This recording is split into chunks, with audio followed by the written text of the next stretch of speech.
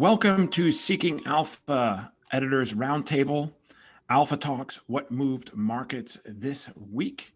The week ending Friday, May 28th, 2021, a longer holiday week coming up in the US with the Memorial Day Monday when markets will be closed. But what's happened this week is a return of risk appetite in a pretty big way, and stocks have rallied. It's also the last trading day of May, I should mention. And as we record this at noon on Friday here, indexes are higher for the week and higher for the month. In fact, I believe it's 4 straight months that we're looking at winning records for the Dow, S&P, and Nasdaq. So I am curious about my colleagues' views on this, on what moved markets this week, and let me introduce them now. I am joined by Brad Olison, VP of News, Kim Kahn, Senior News Editor, Stephen Alfer, Managing Editor of Breaking News. I am your host and moderator, Nathaniel E. Baker, Senior Editor of Strategic Contributors here at Seeking Alpha. Let me kick it over to Kim to give us the big picture overview of what moved markets this week. I think what the S&P told us this week is that investors are just pretty comfortable around the 4,200 level for the S&P 500. And that's kind of what the month of May has told us as well. I mean, we're going to be up, yes, as you said, but probably up less than 1% on the S&P. And it's, that going back, that's the smallest, absolute value change percentage-wise since January 2020. I mean, you had all these huge moves, and now we're kind of back to a very small move, which maybe wouldn't be what you'd expect, considering this is Q2. This is supposed to be the go-to recovery quarter. And looking over on the economic data, we had a lot of kind of confirmation of what we already suspected, that shortages are having issues in some sectors. So it hit the housing numbers for high prices of lumber, and the chip shortage hit car orders for durable goods, but ex-transport durable goods did well. GDP had a big drop in inventories, which actually bodes well, for that revision of Q1 bodes well for how Q2 is going to do. And the Chicago PMI came out with a gangbusters number today, also showed some decline in inventories. And then you had the inflation number, the core PCE, which is what's watched by the Fed, came in at 3.1%. That's the biggest year-on-year move since 1992, and yet the bond market just shrugged. 10-year didn't move at all. So we've got this kind of a comfortable zone for equities, and it looks like a comfortable zone for bonds right now. Yes, and a comfortable zone also for meme stocks. Didn't mention at the top, but they have done very well this week. And what about the others? Curious about the winners and losers. Brad, lead us on that.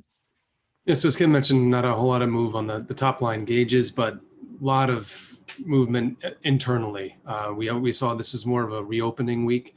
So there's some of the biggest movers were some in the travel sector: Royal Caribbean, Norwegian Cruise, Carnival Cruise. They indicated that sailings were rather strong this week, which I think is a little obvious. I think a lot of people saw that coming, especially as we reached a new milestone in vaccinations. Over 50% of those in the US over the age of 18 are now fully vaccinated, according to some of the latest data. And that kind of has borne out in some of the other data. So bookings from some of the airlines were touted at a bunch of conferences, including the Wolf conference this week. So that gave a lift to some of the airlines like American Airlines, Delta, United Air. And then another reopening name, MGM. This is gambling, right? Casinos.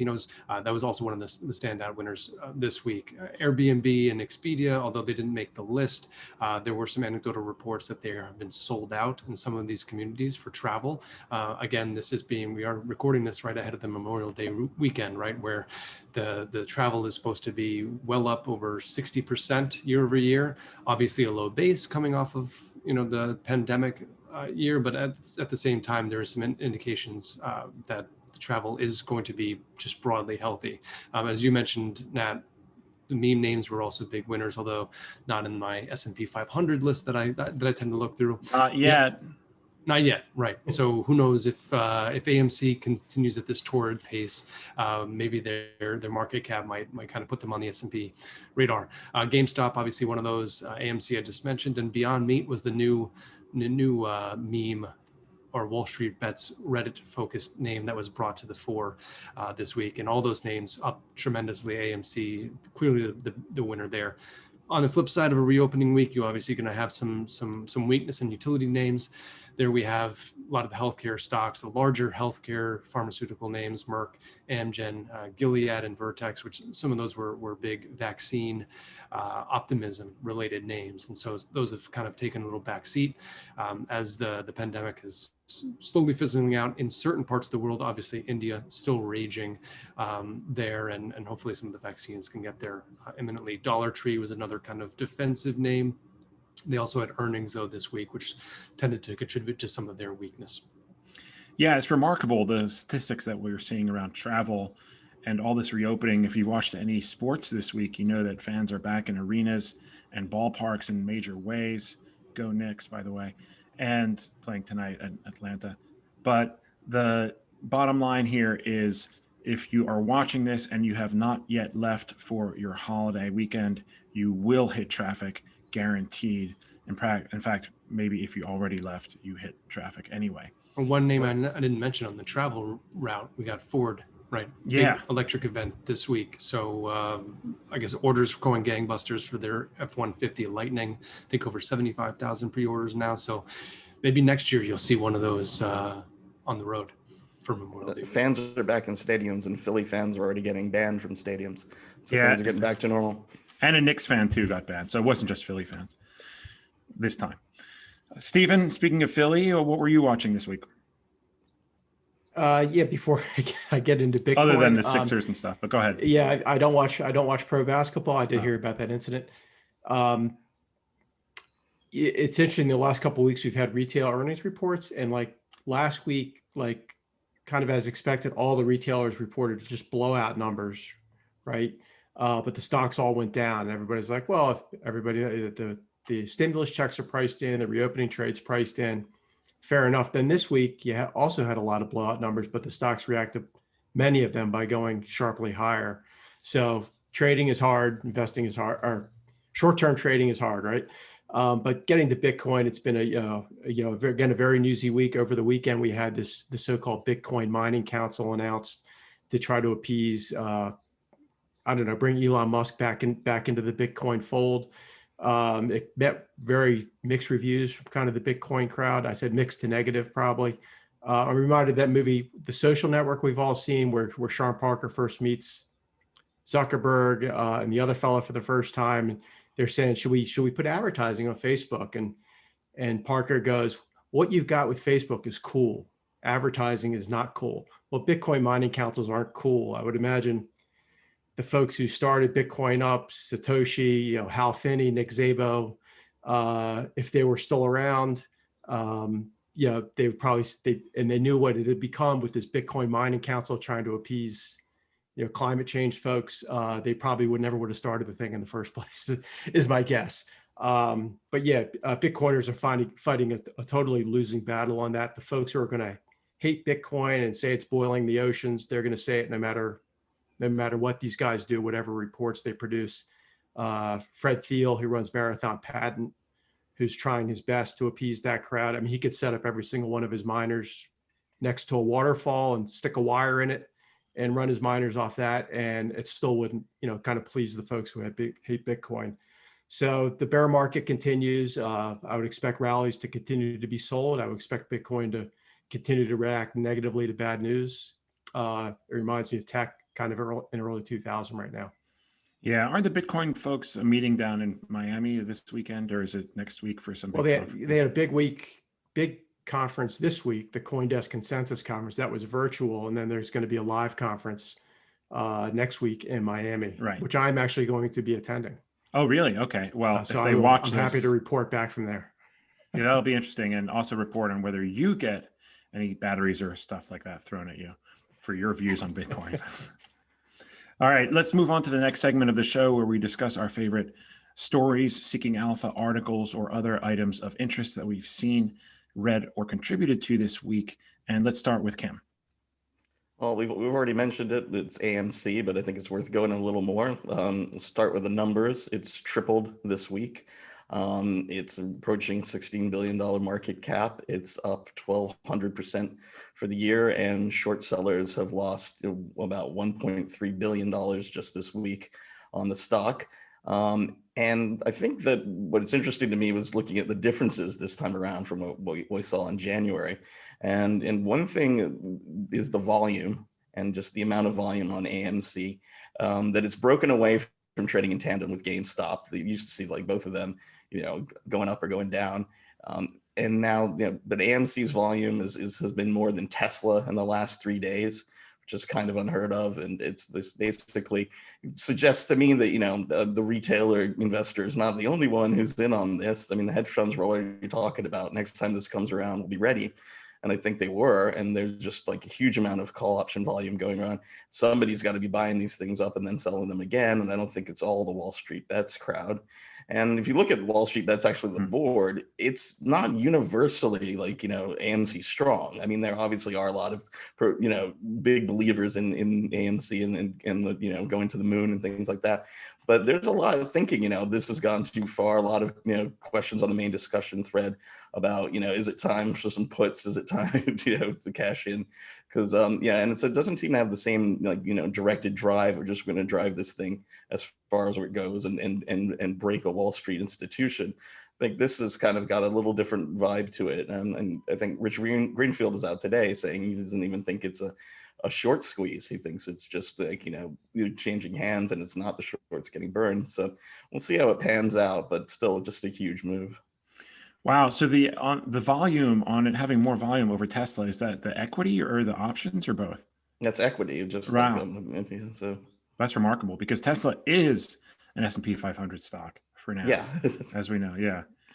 All right, Brad, what about you?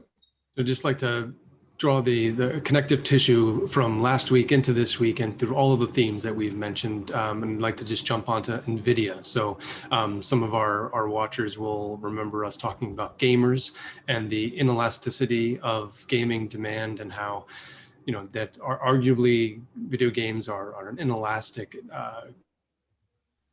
demand and activity. So NVIDIA earnings were this week, and that dovetailed nicely with a note from T.S. Lombard that Kim, I believe, wrote up about the deflationary cycle potentially ending in chip stocks. A bold call that Moore's law was over. I think that's been repudiated many, many times over the past few years. But there were some very strong cases to be made in that particular article. And I think it's even more relevant in today's world where, the car prices are soaring due to a shortage of chips. The data center demand is off the charts. We have a new work from home culture that's been growing. So it's just this insatiable appetite for chips, and combined with the fact that it's going to require even more technical advancements and money to produce even smaller and denser and more advanced chips. I thought it was a rather interesting call that as technology has become cheaper and cheaper and cheaper over the past 20 years, we may be turning that around between technological advancements and how the economies have been changing around the world, with a little dose of pandemic and Bitcoin mining tossed into it. I think NVIDIA was they made maybe a technical adjustment to try to restrict the ability for their chips to be used in wide uses, including Bitcoin mining. Who knows how successful that will be, but the analysts on the street felt like the biggest part of NVIDIA's earnings was the fact that any decline in any of those uses, being gaming or otherwise, would be offset by the data center demand. And so that was kind of forming the bull thesis behind a lot of the analysts upgrading and boosting their price targets on the NVIDIA stock this week. Very interesting. And I wonder if that is what trickled through to the rest of the tech sector, along with other things, of course. Stephen, what about you? You mentioned Brad mining, and we've touched on crypto a little bit. I have a feeling that's where you're going to go, but so go ahead. No, I'll move off that. I said my piece, but speaking of another movie, Oliver Stone's Great Wall Street and Bud Fox, right, calling clients. I was fascinated by a story this week where Bank of America, Merrill Lynch, the thundering herd will no longer be cold calling to try to sell stocks to clients. They've banned the practice with their junior class coming up, and I assume that'll filter through to the entire organization at some point. Instead, they're going to use whatever LinkedIn, social media to contact clients. The most amazing part of the story to me is that they were still actually doing that in 2021. Yeah, I've never gotten a call. I guess I don't make enough money to get on those phone call lists or something like that. But pretty interesting change of the times that 35 years after Wall Street, that practice is coming to an end. And no longer thundering herd, right? It's just going to be a low murmur of typing on the computer instead of dialing on the keypads. Yeah, really interesting. And so if you won't take on crypto, I guess I will. A piece by Biotech Valley Insights.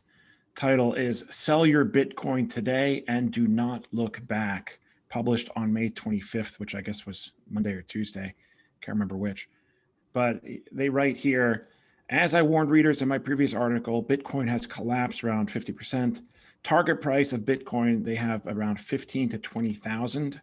Which is a drop of, I don't know, another 50 or 70% in the next few weeks. The party is clearly over, and investors should consider liquidating anything related to Bitcoin or short it. Very outspoken here. And they say recent collapse proves that Bitcoin isn't a safe haven, no kidding, store of value, no kidding, or a hedge against inflation/market correction. Yes, indeed, but a speculative token that can go down 50% in a week, as we said last week. And then finally, Bitcoin has exhausted its exotic catalysts, which we touched about that earlier. It's no longer cool and is under coordinated regulatory attack by governments around the world. At this point, I do not think there is anything that can save it from collapsing more. So that is that on Bitcoin. Very strong words, very bearish, which makes one think that maybe there is a contrarian take here, but I don't know. There does seem to be a lot aligning against Bitcoin. There is. There was, as we talked about. There was an interesting note I saw earlier this week from JP Morgan on crypto and how they saw a ton of value being extracted from the space.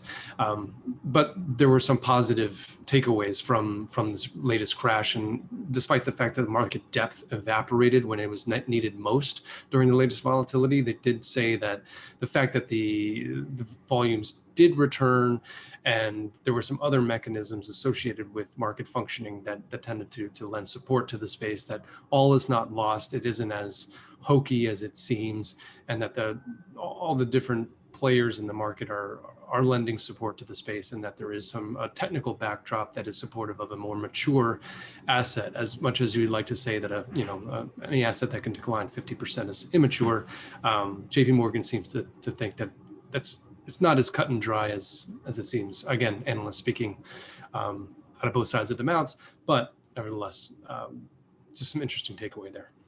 Yeah. You'd have to say that once interest rates move up next year or whenever it is, then you think the party's over now for Bitcoin. One would expect it to really and truly be over at that point, but we'll have to wait and see, I guess. And Nat, I thought it was I read that article too, and I thought it was really good. Not because the author had any interesting insights into Bitcoin. I think his clearly showed a lack of knowledge about Bitcoin and crypto.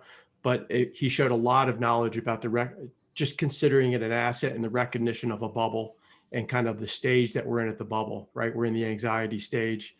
And I think he nailed things really well. I think it's a lot more likely we see Bitcoin in the teens before we see Bitcoin, say, above 55,000 this summer.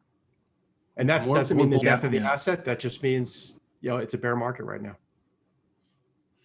Yeah, it will be very interesting to see what you have to report out of Miami next week. Looking forward to that. Okay, on that note, we thank you for being with us today. Thank you for watching. If you have been watching the video, in which case, do check out the audio podcast, which airs on Saturday morning at around 6:30 a.m. To get that, you should subscribe to the Wall Street Breakfast, Seeking Alpha Wall Street Breakfast podcast account, and you'll get it on Saturday morning. If you were listening to the audio be sure to check out the video, which is really cool, has all kinds of nice, neat little features. And you can see us in our respective living rooms / offices, which are not at all digitally enhanced. So with virtual backgrounds or anything like that. So with that, we thank you for being with us again and look forward to speaking to you next week. Have a nice holiday weekend, everybody, and a safe one. Thanks.